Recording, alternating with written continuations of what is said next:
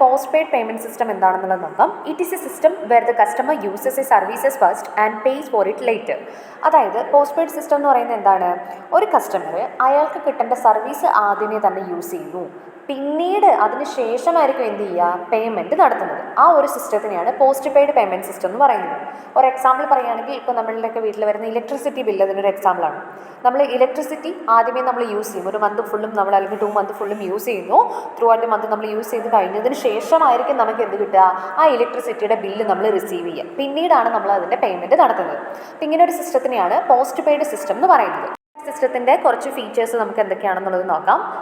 First one തന്നെ പറയുന്നത് pay later സിസ്റ്റമാണ്. അതായത് നമുക്ക് ആദ്യമേ സർവീസ് എന്താണോ അത് നമുക്ക് കിട്ടുന്നുണ്ട്, അതിനുശേഷം പിന്നീട് മാത്രം നമുക്ക് അതിൻ്റെ പേയ്മെൻറ്റ് നടത്തിയാൽ മതി. പിന്നെ അതുകൊണ്ട് തന്നെ ഇതിലൊരു ക്രെഡിറ്റ് ഫെസിലിറ്റി ഉണ്ട് അല്ലേ. നമ്മളുടെ ഇപ്പോൾ ക്രെഡിറ്റ് കാർഡും കാര്യങ്ങളൊക്കെ ആണെങ്കിൽ ക്രെഡിറ്റ് കാർഡ് പോസ്റ്റ് പെയ്ഡ് പേയ്മെൻറ്റിനൊരു എക്സാമ്പിളാണ്. അപ്പോൾ ആദ്യമേ നമ്മുടെ കയ്യിലില്ലാത്തൊരു എമൗണ്ട് ക്യാഷ് തന്നെ നമുക്ക് എന്ത് ചെയ്യാൻ പറ്റുന്നുണ്ട്, യൂസ് ചെയ്യാൻ പറ്റുന്നുണ്ട്. സോ ക്രെഡിറ്റ് ഫെസിലിറ്റി ഇതിൽ കൂടി നമുക്ക് അവൈലബിൾ ആണ്. അല്ലെങ്കിൽ നമ്മൾ ആ പേയ്മെൻറ്റ് നടത്താതെ തന്നെ നമുക്ക് സർവീസ് കിട്ടുന്നുണ്ട്. സോ ക്രെഡിറ്റ് ഫെസിലിറ്റി അവിടെ ഉണ്ട്. പിന്നെ മന്ത്ലി ആണ് ഇതിൻ്റെ ബില്ലിംഗ് എന്ന് പറയുന്നത് നടത്തുന്നത്. ഓക്കെ, അപ്പോൾ നമ്മൾ യൂസ് ചെയ്ത് കഴിഞ്ഞതിന് ശേഷം ആ ഒരു മന്ത് എൻഡിലായിരിക്കും അതിൻ്റെ ബില്ല് വരിക. പിന്നെ പറയുന്നത് ഇതിനൊരു സ്പെൻഡിങ് ലിമിറ്റ് ഉണ്ടായിരിക്കും. ഓക്കെ, ഇപ്പോൾ ഒരു പോസ്റ്റ് പെയ്ഡ് പേയ്മെൻറ്റ് സിസ്റ്റത്തിൽ ഒരു സ്പെൻഡിങ്, ഇപ്പോൾ ക്രെഡിറ്റ് കാർഡൊക്കെ ആണെങ്കിൽ അതിന് ഒരു മിനിമം എമൗണ്ട് ഉണ്ടായിരിക്കും. ആ ഒരു എമൗണ്ട് വരെ നമുക്ക് എന്ത് ചെയ്യാൻ പറ്റും, നമുക്ക് സ്പെൻഡ് ചെയ്യാനായിട്ട് അവിടെ സാധിക്കുന്നുണ്ട്. പിന്നെ കൺവീനിയൻറ്റ് ഫോർ റെഗുലർ യൂസേഴ്സ്, റെഗുലറായിട്ട് യൂസ് ചെയ്യുന്നവർക്ക് വളരെ കൺവീനിയൻ്റ് ആയിട്ടുള്ളൊരു മെത്തേഡാണ് ഈ പോസ്റ്റ് പെയ്ഡ് പേയ്മെൻറ്റ് സിസ്റ്റം എന്ന് പറയുന്നത്. ഇനി അതുപോലെ തന്നെ ഇൻട്രസ്റ്റ് അല്ലെങ്കിൽ ലേറ്റ് ഫീ ഇവിടെ ഉണ്ടാവും. അതിവിടെ ഇമ്പോർട്ടൻ്റ് ആയിട്ട് നമ്മൾ ശ്രദ്ധിക്കേണ്ട ഒരു കാര്യമാണ്. അതായത് ഇപ്പോൾ നമ്മളൊരു ബില്ല് നമുക്ക് ഡ്യൂ ആയി, ആ ബില്ലിൻ്റെ എമൗണ്ട് അടയ്ക്കേണ്ട ഡേറ്റിൽ തന്നെ നമ്മൾ എന്ത് ചെയ്യണം, ആ പേയ്മെൻറ്റ് നമ്മൾ കറക്റ്റായിട്ട് കംപ്ലീറ്റ് ചെയ്യണം. അതിൽ ഡിലേ വരുത്തി കഴിഞ്ഞാൽ ബില്ല് നമുക്ക് കറക്റ്റ് ഡേറ്റിൽ അടയ്ക്കാൻ പറ്റിയില്ല എന്ന് വെച്ചാൽ അവിടെ എന്ത് വരും, ഇൻട്രസ്റ്റ് നമ്മൾ പേയ്മെൻറ്റ് നടത്തേണ്ടതായിട്ട് വരും. അപ്പോൾ ഇൻട്രസ്റ്റ് ഫീ അല്ലെങ്കിൽ ലേറ്റ് പേയ്മെൻറ്റ് ഫീ അവിടെ ചാർജ് ചെയ്യുന്നുണ്ട് എന്നതാണ് ഇതിൻ്റെ ഒരു പ്രത്യേകത. പിന്നെ പറയുന്നത് യൂസ്ഡ് ഇൻ വേരിയസ് സർവീസസ്, അതായത് ഒരുപാട് സർവീസസിലേക്ക്, അതായത് വേരിയസ് ആയിട്ടുള്ള സർവീസസിൽ നമ്മളിത് യൂസ് ചെയ്യുന്നുണ്ട്. അതായത് ഇപ്പോൾ ഇലക്ട്രിസിറ്റി ബില്ല് അല്ലെങ്കിൽ മൊബൈൽ ഫോണിൻ്റെ ചില റീചാർജ് കണക്ഷൻസ് ഒക്കെ ഈ പറയുന്ന പോലെ പോസ്റ്റ് പെയ്ഡ് പേയ്മെൻറ്റ് സിസ്റ്റമാണ് ഫോളോ ചെയ്യുന്നത്. പിന്നെ നെക്സ്റ്റ് വൺ പറയുന്നത് കസ്റ്റമർ വെരിഫിക്കേഷൻ റിക്വയർഡ്. അതായത് പോസ്റ്റ് പെയ്ഡ് പേയ്മെൻറ്റ് സിസ്റ്റം ആയതുകൊണ്ട് തന്നെ ഇവിടെ ഈ ഒരു സിസ്റ്റം വഴിയാണ് നമ്മളിപ്പോൾ സർവീസസ് യൂസ് ചെയ്യുന്നതെന്നുണ്ടെങ്കിൽ നമുക്ക് അവിടെ ഒരു കസ്റ്റമർ വെരിഫിക്കേഷൻ OTP കാര്യങ്ങളൊക്കെ എന്താണെങ്കിൽ കമ്പൽസറി ആയിട്ട് വേണം. അപ്പോൾ അവിടെ ആ ഒരു കസ്റ്റമറിനെ വെരിഫൈ ചെയ്തതിന് ശേഷം മാത്രമേ ആ ഒരു ട്രാൻസാക്ഷൻ കംപ്ലീറ്റ് ആവുകയുള്ളൂ.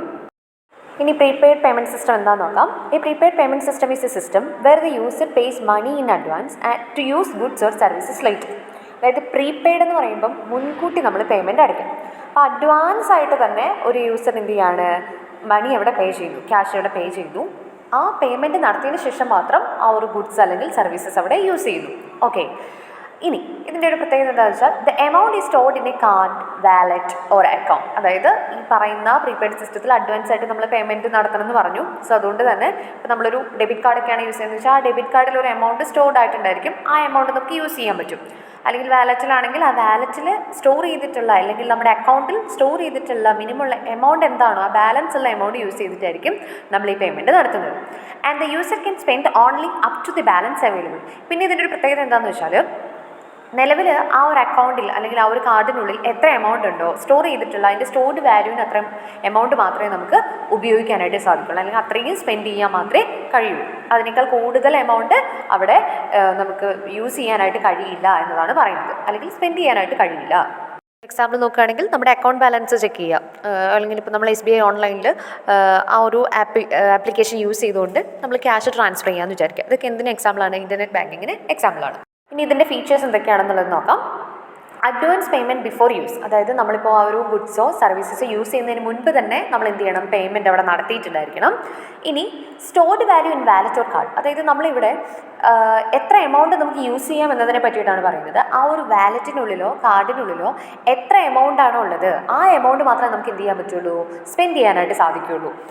അതുകൊണ്ട് തന്നെ ഇവിടെ നോ ക്രെഡിറ്റ് ഫെസിലിറ്റി ഇല്ല. നമുക്ക് അധികമായിട്ട് നമുക്കിപ്പോൾ സാധനങ്ങൾ ഇവിടെ കടത്തിൽ വാങ്ങുക അങ്ങനെ ഒരു സെറ്റപ്പ് അല്ല ഇവിടെ ഉള്ളത്. ഓക്കെ, ഇവിടെ എന്താണ്, നമ്മൾ ക്യാഷ് പേയ്മെൻറ്റ് ചെയ്തതിന് ശേഷം മാത്രമാണ് നമുക്ക് ആ ഗുഡ്സ് അല്ലെങ്കിൽ സർവീസ് കിട്ടുന്നത്. So there is no credit facility. പിന്നെ പറയുന്നത് limited spending to available balance. ഇവിടെ നമ്മുടെ സ്പെൻഡിങ് ഹാബിറ്റ് ഒന്ന് ലിമിറ്റ് ചെയ്യുന്നതിന് വേണ്ടിയിട്ടൊക്കെ ഹെൽപ്പ് ചെയ്യുന്നുണ്ട്. അതായത് നമ്മുടെ കയ്യിൽ നിലവിൽ എത്ര ബാലൻസ് ഉണ്ടോ അത് മാത്രം എന്ത് ചെയ്യാൻ പറ്റുള്ളൂ, അത്ര എമൗണ്ട് മാത്രം അവിടെ സ്പെൻഡ് ചെയ്യാൻ പറ്റുള്ളൂ. അപ്പോൾ ലിമിറ്റഡ് ആയിട്ടുള്ളൊരു സ്പെൻഡിങ് മാത്രം അവിടെ പോസിബിൾ ആവുന്നുള്ളൂ. പിന്നെ it can be reloaded or non റീലോഡബിൾ.